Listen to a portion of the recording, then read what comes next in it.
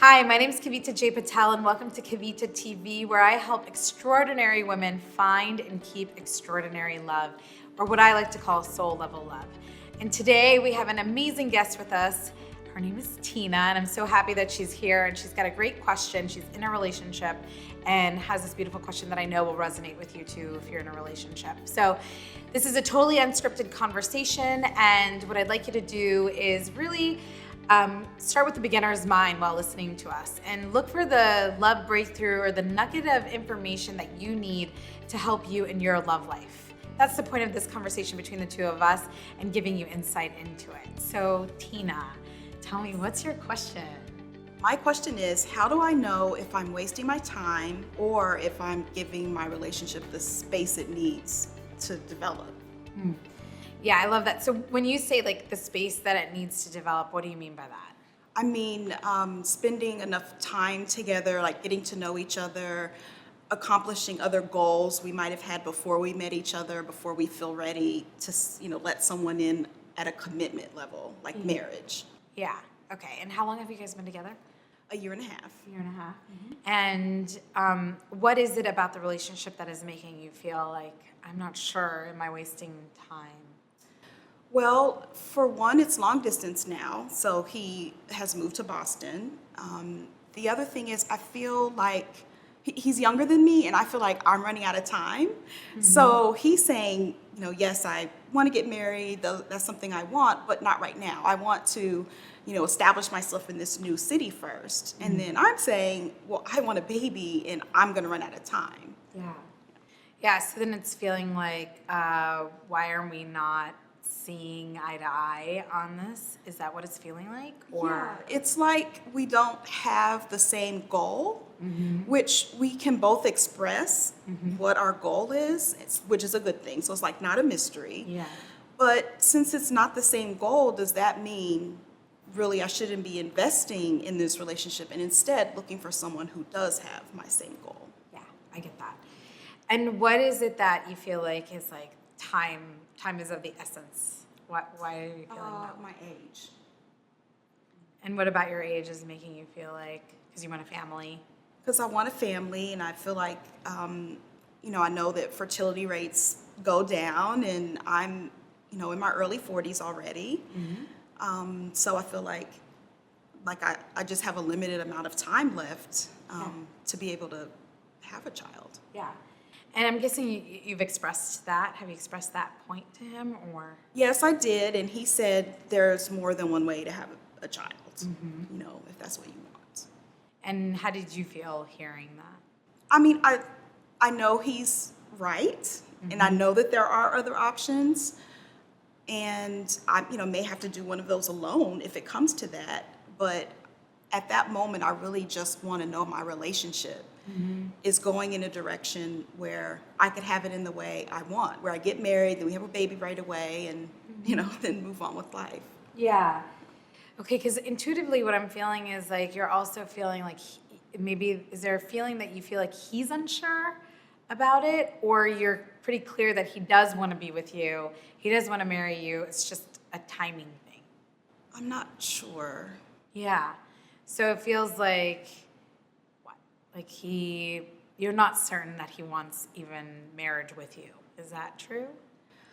Yes, I do feel that way sometimes, but then I think it might be just because like our love languages are so different. Yeah. And that sometimes I don't recognize when he is showing me love because it's in a different way than I would like it. Yeah. So like physical touch is one of the love languages that's really important to me, but it's not that important to him. But spending time is a really important one to him, and he wants to spend time with me, and that's his way of showing that he loves me, and sometimes I don't see that. Yeah. Because we're spending time together, but we're on different couches. Like, can't we cuddle, Yeah. Just out of curiosity, in those moments when you ask for that, is he just like, I need space, or like I just need my own space right now? Yes. And for you, then that feels like rejection, right? Okay. And does it happen often? No, because I stopped asking. So now I'm afraid of that rejection, so I won't ask as often. Okay. So there's a part of you that has stopped asking for it because you have been rejected by him a couple of times, right? Or more than that. Yeah. And so he no longer knows how this is kind of affecting you. Is that true? It's true, but so he only moved 6 weeks ago. So in the past 6 weeks, of course, is now our relationship is going through different things Totally. because we don't have the dynamic of living together. In the first weekend that he came home, he was really affectionate. Yeah. And the second weekend, he was really affectionate also. And it sort of felt like, oh, this is what I've been wanting. And now that he's happy and, has this new job and like things are looking good for him, there's this freedom and lightness that he had to him. And he initiated hugs and talks about the future and things like that. But then a part of me thinks, well, this is for 2 weekends. Like, what if I get the moody, leave me alone guy in the marriage? Yeah. For years at a time. Yeah. I think this just gives me a lot of insight into what's happening for you. So if I were to ask you how much of you wants to be married to him, like if there was a percentage that you would say, what's the percentage of like, I'm really sure, like I want to be married to him, and then what percentage is like, I'm not sure? So I'll base my percentage on what things are like now. So like, let's say nothing changes, and this is, what I have to live with. I would say 60% that I feel like I'd like to marry him. Yeah. And 40% is kind of a question. Okay. And the 40% is kind of based off of, and that's a big, 40% is a big number, right? So if the 40% is kind of based off of like, I'm not, this part of me that needs this love language, touch, fulfilled, is not getting fulfilled. And so it just feels really big. Is that accurate? It does feel big. Okay. So when you've been seeing over this last couple of weeks as he's been at home with you on the weekends, if that was the norm, what would that 40% turn into? 90%. Yeah? It would be like, I'm 90% in Yes. and sure about this man. Yes, it Yeah. would be. Okay. So does that just show you something, just hearing yourself say some of these things? Yeah, 60% does sound low. Yeah. But I do wonder if I'm putting too much emphasis on it, On the love language? on needing someone who's affectionate and to feel that through physical touch and saying things. But so in some ways I'm like, well, I just want that because I didn't really get that growing up, and so it's important to me. But then the other side, I'm like, but it's what I want, and if that's what I want and it's really important to me, then that's what I should be looking for. Yeah. So I'm going to say to you, yeah, you absolutely can have that. Like, and you deserve that. So if that's what you need and want, that's what you deserve. But I think that the shift I want you to step into is that he isn't the only one that can provide that to you, right? Maybe he's the only one that you can have sex with if that's if that's what you guys have decided. That's true. But the attention and the affection, it doesn't all have to be on him. And so do you feel like you're like asking for that from other people in your life, or has that not really been the case? Probably not often enough. Yeah. And if you were to get it from other sources, could you feel that like maybe you won't need it as much from him? Yeah. You do feel that? Yes. Okay. Okay, cool. So what this is all kind of showing me, and I know we haven't even gotten into the parents, because you alluded to, like, when I grew up, I didn't really get a whole lot of affection. And I know you know that. And you know that that's playing a role in your relationship with him. And so I'll say both things. You deserve what you want. And there is a lot of emphasis on him giving you that specifically. So I'm kind of playing both sides right now. But what's happening is, I think what I'm feeling from him is, when he's happy, he's like wanting to give that to you. And when he's not, he's kind of closed up and trying to understand things for himself. And what you're doing is taking that personally, which I would too. I'm not saying I wouldn't. I would too, but there's a way that you're taking that as like, he's not like into me right now. Yes. Right? Yeah, I think that's true, because even when he moved and I saw how happy he was, getting his apartment and everything, I immediately thought back to, well, when he moved in with me, he wasn't this happy. Like, so it's not, so I don't make him happy like he's getting with this. And so like even that I kind of personalize. Yes. Okay. So that's great. I'm glad that you just said that. So that I think that a couple of things that need to be revealed in the relationship so that you can get clear on, I think what you're wanting is really, where is this going kind of thing, and am I crazy for staying in it? Right? Yes. So the first question is just saying to him, like, that one, because I can feel this has been irking you since like the beginning of him moving in with you almost. Even though you haven't seen this other side, before you didn't see this side, but it's been irking you ever since. Like, so why is it, can I just ask you, like, I see how happy you are in Boston and he's with like his daughter, right? Mm-hmm. So that's a part of like the happiness. So I didn't see you even feeling this happy when we moved in together. And I'm making it out to be about me, or that there's something that in our relationship isn't feeding you, right? Mm-hmm. So is that true? Or is it that, like, what's the difference between then and what you're experiencing in Boston? Like, what is the difference for you? So that you really get how he's working through it, or how did he translate some of those things? Mm-hmm. And I know that there's more at play, like he had, you had told me before that his dad is terminally ill. So that was also something new when you guys moved in together. But yes. I want you to just hear it from his mouth instead of us trying to come up with why he is this way versus the other way. Okay, that makes sense. So that's the first question. The second thing is saying to him, there are moments that I've just kind of stopped asking for the kind of touch or the attention that I've been wanting. And these past 2 weekends that you came, like, you just naturally gave it, And so is it that when I'm asking for it, that doesn't feel good for you? Is it just that you haven't been in a good space? Just wondering, because I've decided to hold all that back because it felt like rejection to me. So I just need to know what was the difference for you? Because I can see you're different now. Yeah.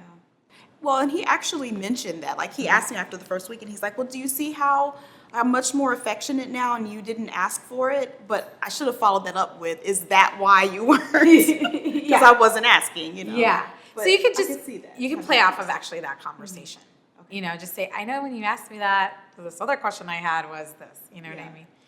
Yeah, so when you get those two things, I just want you to see that you're just wanting permission that he will be able to give this to you.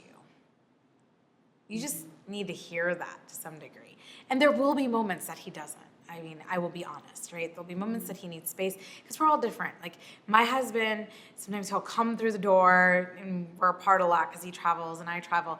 And he'll be like wanting to hug me and like, wanting to connect that way. And sometimes it's been like days since I've seen him and I kind of need a little space. Like, I just need to like connect through talking and conversing and feel that for a moment before I'm like huggy and on top of you and all that, which has nothing to do with how much I love him, because I deeply love him, right? But in that moment, there's just like, I don't feel connected to you right now. I can't muster up a hug even sometimes. Like, that's how it feels. So just for you to see that perspective of it's not about you, and then actually hearing that from him. Okay, because then if we get to 90%, right? Like, if you get to that 90%, what happens to this feeling of marriage and babies? Is that still there for you? I'm sure it's still there. It's still there. Yeah. But does it have as much pressure? It is less pressure. It's less pressure. Mm-hmm. Okay. So I just want you to, as a first step, to get to that place of less pressure. And then I think it's actually having conversations about what does the timeline look like? Okay. Because I could be waiting here forever for you to feel like you're stable. And I do want to start this part of my life, and I don't think that there's anything wrong with wanting that. And I also understand why you're holding back. But if we both know we're right for each other, then why not see when we would be doing this, like getting married and starting this part of our life? Because you want to have children with marriage, correct? Yes. That's your ideal. Okay. So this is the first step. You got that? And then the second step Yes. is that. Okay, so how are you feeling through hearing all this? Because I was talking a lot. I feel like those are questions I can ask. Like, Cool. I feel like that's doable. Okay. And then also, right, is asking for more attention through your friends and family. Yeah, whatever that looks like. Because I know that we have a tendency sometimes when we're not getting it, isolating even more. And instead of isolating, like just, I know it's the impulse is to pull back, but like lean in and ask for that hug from a friend or, you know, I know this sounds crazy, but like even if you're having dinner by yourself at a bar or something, or like, you know, just even, I know this sounds so crazy that it's even coming out of my mouth, but like asking a stranger for a hug, like if they feel open to you, do you know what I mean? I don't think there's anything wrong with any of that. Sometimes we just need a hug. Yeah, no, I get that. And I've met a lot of new people recently, and I haven't really let them in. Like they're reaching out to me more, you know, and I kind of can't figure out, well, where do I fit them in my life? Because I don't know, I'm sort of isolating. So Yeah. I think that is something that would help if I just was open to other new relationships and also connected more with the ones I already have. Yeah. So I know we worked together, and through that process, you met your man, and sometimes because that feels so good, we also like aren't recognizing the other people that are wanting to enter into our lives, right? And you in particular are such a like a magnet, I would call you. And I know I've probably said this to you before, but people want to be in your life, like they want to be in your presence. And so when you let that in more, like it won't feel like all of that is on your relationship. Okay? Okay, awesome. So I hope you got something out of this conversation between Tina and I. And whatever that nugget of information you got, or aha moment, or just something to reflect on, tell us what that is in the comments below. I want to hear all about it. And if you loved this video, please show us your love by clicking the thumbs up below this video. And if you haven't already subscribed to Kavita TV, make sure you do that, because I'm answering your biggest questions around how to create extraordinary love in your life. So till the next episode, remember to feel, breathe, and let love in.